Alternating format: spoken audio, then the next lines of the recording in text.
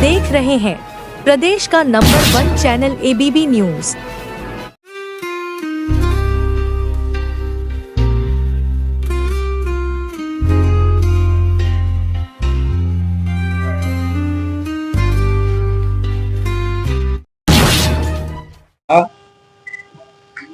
भारत रत्न बाबा भीमराव अंबेडकर जी के खिलाफ जो टिप्पणी की गई, हम उसका पूरी तरीके से विरोध करते हैं। और जब तक अमित शाह माफी नहीं मांगेंगे, ये निरंतर आंदोलन चलता रहेगा।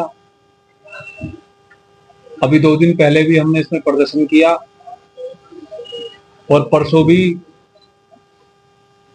हम अंबेडकर जी की मूर्ति के नीचे एक आंदोलन करेंगे अमित शाह जी के खिलाफ और एक ज्ञापन देंगे।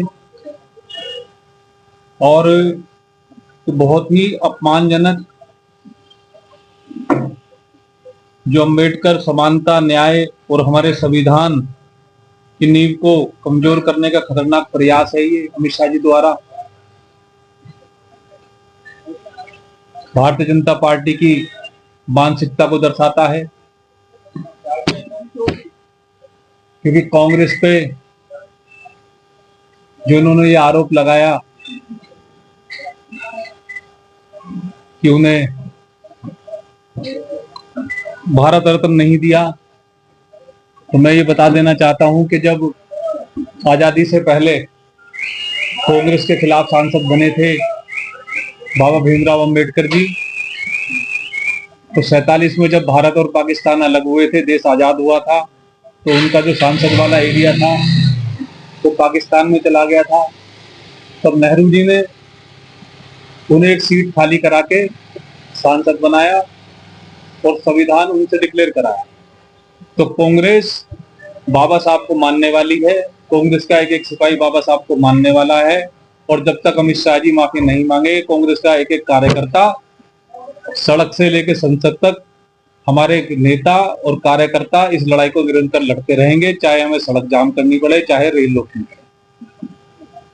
जो भाई एक सवाल है जी, राहुल गांधी ने और प्रियंका गांधी ने बात करी है कि अमित शाह इस्तीफा दें या उन्हें बर्खास्त करें जी, आपकी माफी मांगनी चाहिए। हम बर्खास्त की भी मांग कर रहे हैं, उसमें पूरे कांग्रेस के लोग बर्खास्त भी करें, माफी भी मांगे।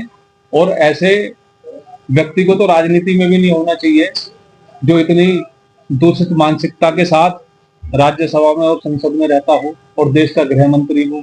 उसको तो गृह मंत्री रहने का भी अधिकार नहीं है।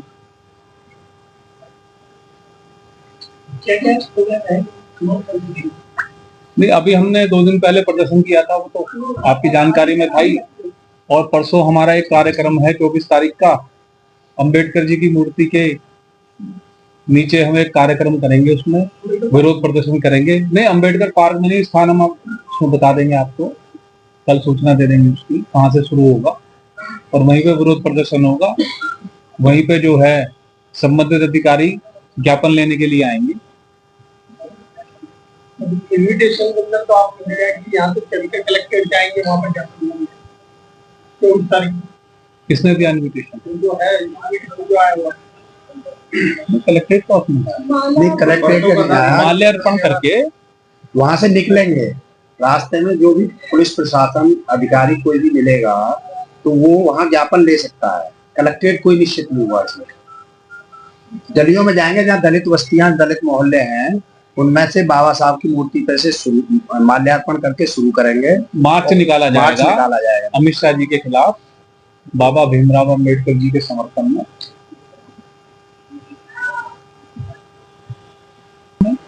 जिले की क्या भूमिका रहेगी महिला? जो भी हमारी रणनीति होगी वो तो हम आपको एक जो प्रेस रिलीज बनाएंगे उसमें देंगे ही। बाकी हमारा यही है कि अंबेडकर जी पे माल्यार्पण करते हुए आगे की जो भी रणनीति होगी हम आपको पहले ही बता देंगे। उसमें ज्ञापन देना भी है, विरोध प्रदर्शन भी है। कैसे होगा, क्या रूट होगा, क्या उस दिन का टाइम होगा, वो सब आपको हम बताएंगे। और बाकी यही है कि संसद में जो एक अमित शाह ने जो बयान दिया है उसकी मांग यही है कि इस्तीफा दें वो। इसमें महिलाओं के लगभग क्या संख्या रहेगी?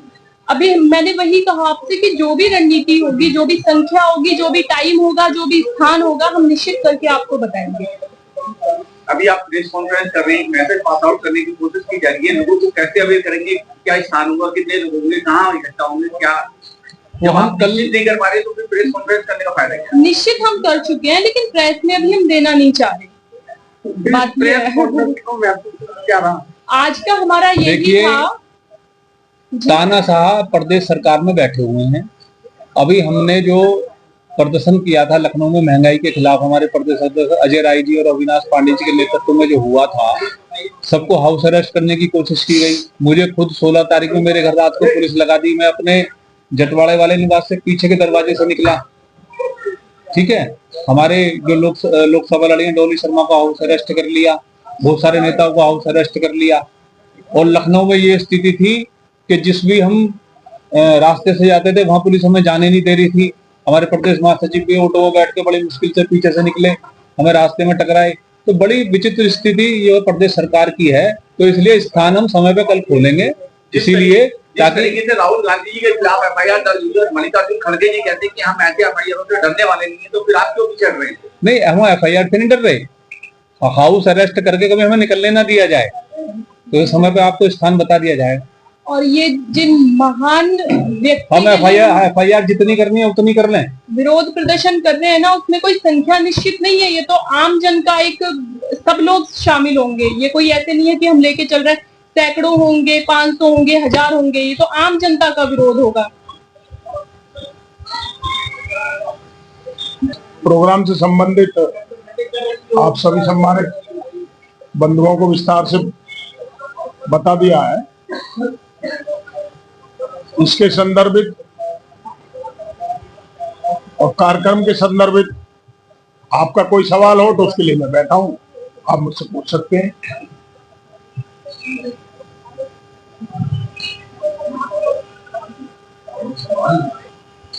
न केवल बाबा साहब भीमराव अंबेडकर के विरोधी हैं, उनके विचारों के विरोधी हैं, बल्कि दलित विरोधी भी हैं।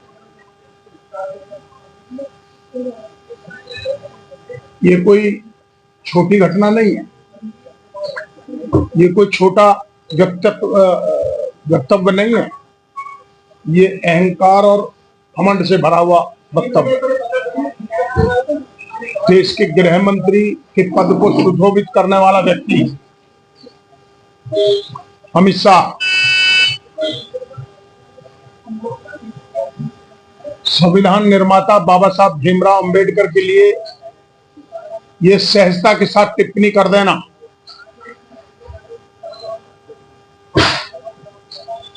क्या आजकल एक फैशन हो गया, अंबेडकर अंबेडकर अंबेडकर अंबेडकर अंबेडकर। अगर इतनी बार भगवान का नाम लेते तो अगले 7 जन्म सुरक्षित हो जाते। अमित शाह भूल गए। भारत के सर्वोच्च न्यायालय ने जब तड़ी पार किया उनको, तो बाबा साहब भीमराव अंबेडकर के संविधान कि उन्हीं परिधि के अंदर उनको न्याय मिला और उस तड़ी पार का तगमा भी बाबा साहब भीमराव अंबेडकर के संविधान के मुताबिक उनका पीछा छोड़ पाया। उसी संविधान के मुताबिक अमित शाह इस देश के गृह मंत्री बन पाए। बाबा साहब भीमराव अंबेडकर द्वारा दिए गए संविधान के द्वारा ही उनके आका प्रधानमंत्री माननीय नरेंद्र मोदी जी प्रधानमंत्री बन पाए। बहुत अफसोस और चिंता का विषय, जिस गरिमामय पद को, भारत के गृह मंत्री के पद को सरदार वल्लभ भाई पटेल जैसे क्रांतिकारी, महावीर, स्वतंत्रता सेनानी, स्वतंत्रता आंदोलन के एक प्रमुख स्तंभ ने प्रथम बार सुशोभित किया, सजाया, संवारा और पहले आदेश में गृह मंत्री बनने के कुछ मिनटों के बाद उन्होंने आरएसएस पर प्रतिबंध लगाया। उसी आरएसएस की शाखाओं के निकले हुए प्रधानमंत्री और गृह मंत्री देश को संविधान के अनुरूप, देश को संविधान देने वाले बाबा साहब भीमराव अंबेडकर के खिलाफ इतनी बड़ी टिप्पणी करते हैं। ये खाली वानगी भर है। उनके आरएसएस प्रमुख भी कई बार इस तरह के और उनके मंत्री भी सैकड़ों बार गांधी और अंबेडकर के विचार को नकार चुके हैं। आप सबने देखा होगा बहुत सारे समयों पर, अलग अलग समय पर बाबा भीमराव अंबेडकर के प्रति अपमानजनक बातें करना, महात्मा गांधी के पुतलों को गोली मारना और बाध्यता और उनकी मजबूरी भी उनको लेकर साथ चलती है। देश में और देश के बाहर बाबा साहब के संविधान की ताकत और गांधी के विचारों की ताकत है। तो गाली भी देते हैं, वो अपशब्द भी बोलते हैं, वो पुतलों में गोली भी मारते हैं, वो जूते की माला भी पहनाते हैं, लेकिन उन्हीं महात्मा गांधी और उन्हीं बाबा साहब भीमराव अंबेडकर को उन्हें नतमस्तक भी होना पड़ता है। ये गांधी और अंबेडकर के विचारों की प्रासंगिकता है जो उन्हें मजबूर करती है। कांग्रेस पार्टी, एक सेकंड फिर आप जवाब। कांग्रेस पार्टी और हमारे नेता आदरणीय राहुल गांधी जी,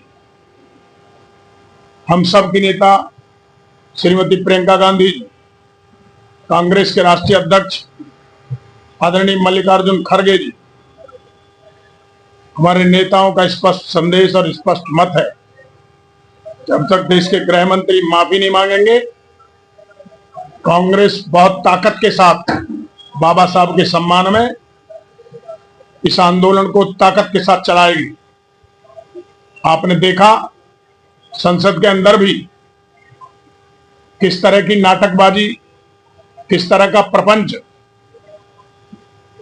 भारतीय जनता पार्टी के पुरुष सांसदों ने, जब हमारी जाबाज महिला नेत्री आदरणीय श्रीमती प्रियंका गांधी जी महिला सांसदों के साथ प्रदर्शन कर रही थी, किस तरह से बीजेपी के पुरुष सांसदों ने हद दर्जे की बदतमीजी करने का प्रयास किया और अब एक सारंगी को अस्पताल में लुटा रखा है। दिन में 3 बार उसकी पट्टी हट जाती है, 3 बार लोगों से भी बता के लोटे में नमक ना मिला दें बीजेपी वाले। तो वो समय समय पर खुद भी बताते रहते कि मैं तो बिल्कुल ठीक हूँ, पट्टी तो जबरदस्ती लिपटवा रही है अमित शाह ने। इस तरह के ढोंग और प्रपंच और इस तरह का षड्यंत्र लोकशाही में, प्रजातंत्र में, लोकतंत्र में, भारत के मंदिर के अंदर, संसद के अंदर इस तरह के वाक्यात महापुरुषों के प्रति और विशेष रूप से स्वतंत्रता आंदोलन में जो बड़े चेहरे भागीदार रहे, उनको सबको अपमानित करने का काम भारतीय जनता पार्टी और आरएसएस ने पिछले 10 वर्षों की अपने सरकार में किया है। कांग्रेस ने समय समय पर इसका विरोध भी जताया है और कांग्रेस ने मुंहतोड़ जवाब भी दिया है और आगे भी देंगे।